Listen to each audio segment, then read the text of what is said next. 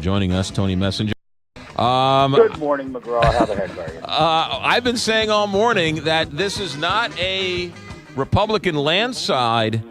This is a Donald Trump landslide. And I think Eric Greitens is governor of this state thanks to Donald Trump. And I think Matt Blunt won re-election thanks to President-elect Donald Trump. Roy Blunt. Roy Blunt, I'm sorry. Yeah.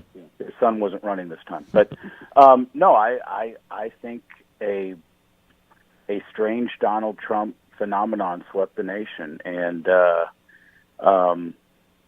there's going to be a lot of time to look at the data and see where the votes were and why they were what they were.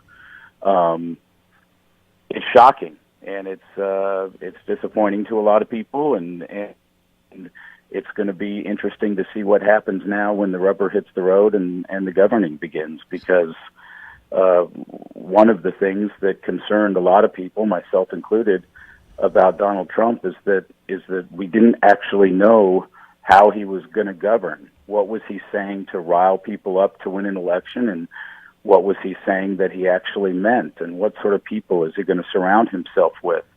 Those are the things that we have to watch.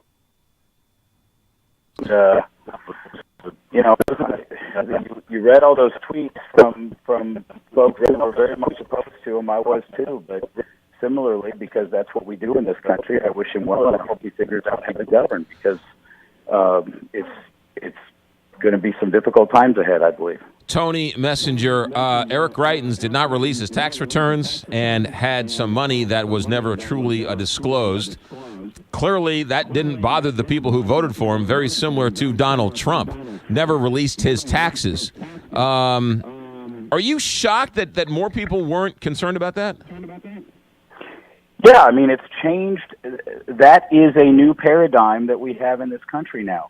And I don't know if that's going to be the new standard, if that's changed forever, or if it changed in this case because people just were so angry over Hillary Clinton, over whatever it is they were angry about. I mean, I believe in my gut that much of this at the national level was about white nationalism, and that scares me. And you know what? People came out and voted, and they elected the president. So now we're going to have to deal with it. I hope he doesn't govern the way he campaigned, because that's scary. It's scary that we have decided as a country and as a state, if this isn't just a one-off election, that we no longer expect accountability out of those running for office, that we don't care where they got their money. We don't care what their finances and conflicts might be as they come into the governor's mansion or they come into the presidency. I think those are bad precedents, and I don't know what that's going to mean 4 years from now. If everybody just says, well, that's no longer the rule, so we're just not going to do it anymore. Yeah. Tony, there's no question that there's some type of racist element to this. There's no question that there are people who just do not want a woman president. But throwing those aside for a second, you know, and I know people who are tried and true Americans, friends of ours, family members of ours, who vote one way or the other. And what's shocking to me is, forgetting the fringe element in this, there are regular, normal, fine, upstanding friends and relatives and neighbors who vote the one way in which the other side just cannot see or stomach. And what's amazing to me is these quote-unquote normal people can't see voting for Hillary, and these quote-unquote normal people can't see voting for Donald Trump. It's unlike anything we've seen. I think part of what has happened here, and this is purely speculation. Again, this is one of those things that elections are always something that you got to give it a little bit of time. People have to calm down, and then you have to go look at the data, and you have to look at who voted and why, and that sort of thing. But you're correct. I know good people who are friends and neighbors and family members of mine who I am quite positive voted for Donald Trump, and at least in some cases, they did so because they absolutely hate Hillary Clinton. And I understand not liking Hillary Clinton, not thinking that she is a poor candidate.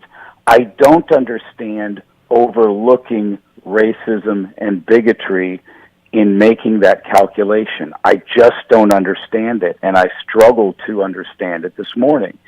And my hope is that Donald Trump, in running that way, was doing so in purely calculated fashion, and he won't govern that way. And if he does, then there's going to be a whole different set of anger building up over the next 4 years by folks who elected somebody who isn't who he said he was. And so, the sad thing is, I don't think we as a nation can celebrate elections when decisions are made out of anger, out of disgust with the other opponent. I would love to have a presidential race in which we're not choosing between the lesser of two evils, but we're choosing between two good candidates, and we're struggling to decide which one's the best candidate.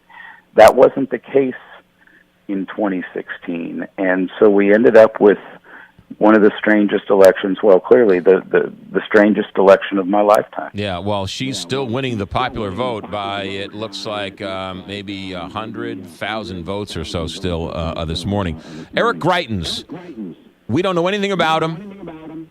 He's running. He was a Republican 4 years ago. Sat next to Governor Holden. He was a Democrat. A Democrat 4 years ago. Went to the convention, sat next to Governor Holden, and sat next to Claire McCaskill. Now, 4 years later, he's a Republican, and he's going to clean up Jefferson City.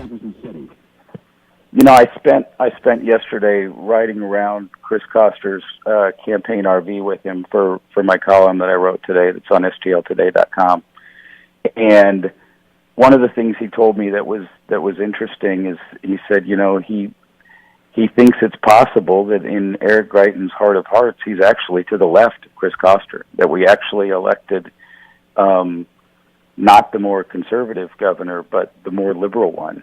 And I know that's not how he campaigned, but because he ran such a unique campaign in which we didn't really talk about any issues, there's only really two things that Eric Greitens said. He said he's going to sign right to work.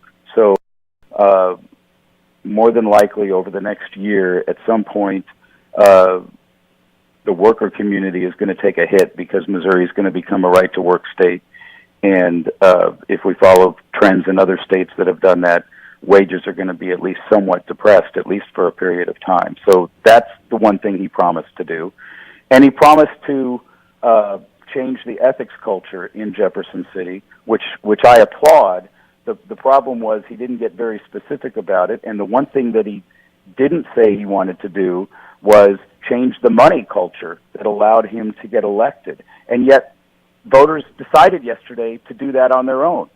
We passed a constitutional amendment to bring campaign finance limits back to the state of Missouri. So the next gubernatorial election, if that amendment passes legal muster and becomes law, is going to be completely different than this one, which broke historic records in terms of the amount of money that was spent. Times. Tony Messer, we'll let you go. We'll talk to you tomorrow as well as the more fallout, more data, and more stuff becomes available. Tony, have a good day. Thanks Absolutely. for checking in. You got Thanks, it. McGraw. Talk to you later. Tony Messenger, St. Louis Post-Dispatch columnist, KTRS contributor, Tuesdays and Thursdays, but a special Wednesday edition here on the Big